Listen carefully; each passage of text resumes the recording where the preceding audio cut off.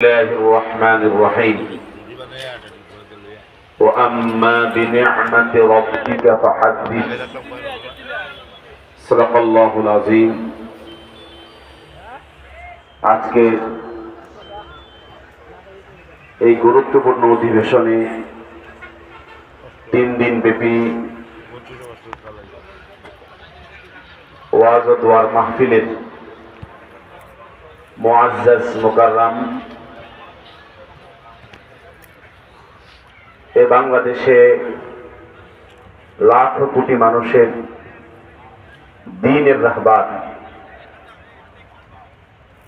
যাদেরকে অনুসরণ করে লক্ষ কোটি মানুষ দ্বীন শিখে দ্বীনের পথে চলে, এমন একজন মর্দে মুজাহিদ শায়েখে চরমনাই, তিনি আমাদের মাঝে মাগরিবের নামাজ জামাতে পড়েছেন।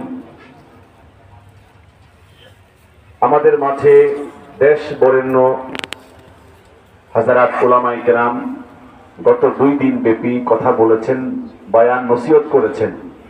আজকেও শেষ অধিবেশনে, শেষ দিবসে দেশ বরেণ্য অনেক হাজারাত উলামায়ে কেরাম বয়ান করবেন।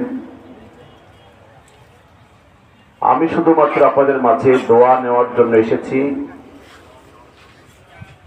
আর আপনাদের মাঝে এই দোয়া নেওয়ার পূর্বে শুধু এই আয়াতে কারিমার উপরে কিছু কথা বলার জন্য ইচ্ছে পোষণ করেছি। আপনারা জানেন আল্লাহ সুবহানাহু ওয়া তাআলা রাসূলুল্লাহ সাল্লাল্লাহু আলাইহি ওয়াসাল্লামকে সূরাতুদ দুহা এর শেষে যে আয়াতে কারিমা রয়েছে, সেখানে আল্লাহ পাক ঘোষণা করেছেন, ওয়া আম্মা বিনি'মাতি রাব্বিকা ফাহাদ্দিস। আল্লাহ তাআলা বলেছেন, অতঃপর আপনার রবের নেয়ামতের জন্য আপনি আপনার রবের নেয়ামতের বর্ণনা করুন। আপনারা জানেন বাংলাদেশে যারা দ্বীনের উপরে পরিপূর্ণভাবে থাকতে চায় এবং দ্বীনকে পরিপূর্ণভাবে জীবন ব্যবস্থা হিসেবে গ্রহণ করতে চায়, তার মধ্যে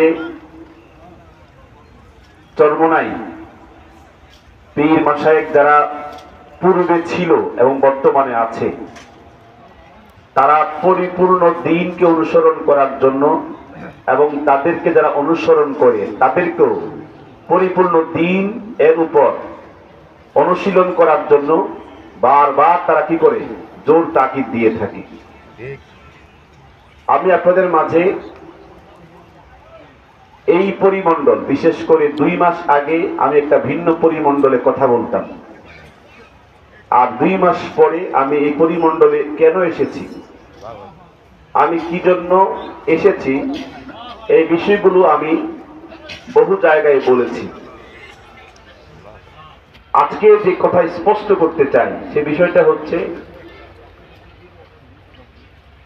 ইসলামের মধ্যে এমন কিছু গুরুত্বপূর্ণ বিষয় রয়েছে যে বিষয়গুলো কিছু কিছু জায়গায় কিছু কিছু আলেম ওলামা অ্যাভয়েড করে চলে, মানে পিঠ বাঁচানোর জন্য, গা বাঁচানোর জন্য।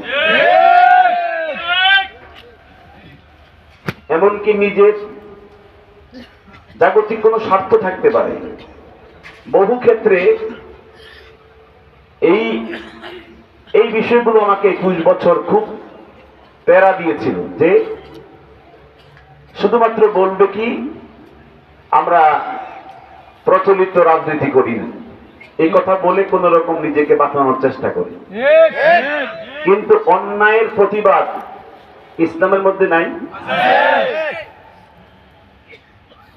আমি যখনই কোনো ক্ষেত্রে কথা বলার জন্য আমাদের ওই পরিমণ্ডলের বড় বড় হযরতদেরকে বলতাম যে এখন তো এই মুহূর্তে এই বিষয়ে কথা বলা প্রয়োজন, তো অনেকেই বলতো কি পরিস্থিতি কোন দিকে যায়, মানে পরিস্থিতি কোন দিকে যায়।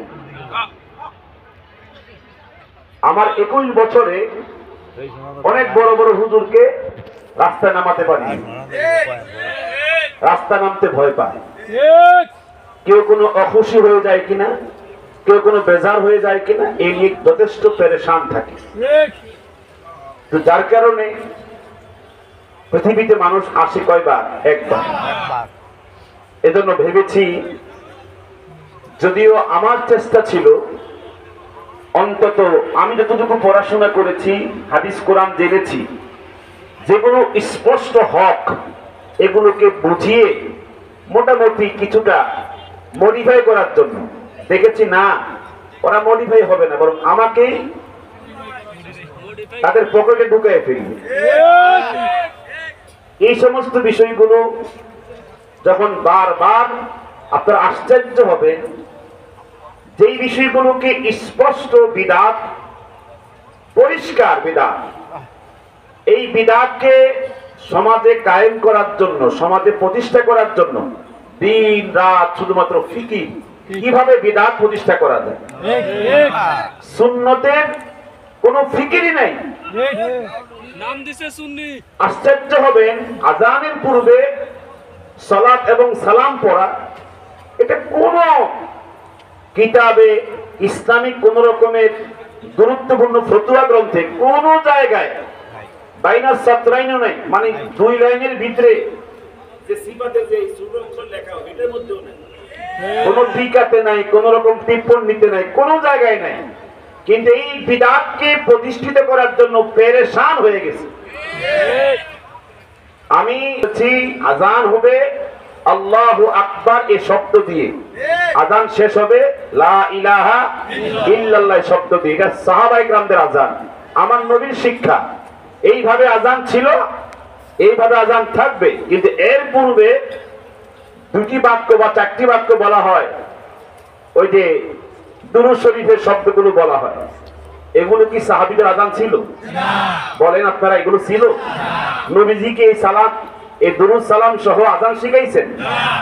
আপনি হানাফি বলেন, শাফিঈ বলেন, প্রত্যেক মাযহাবে হয়তো আপনি হানাফি হলে আযানের শব্দ 15টা হবে, ইকামতের শব্দ কি হবে? 17টা হবে। যদি আপনি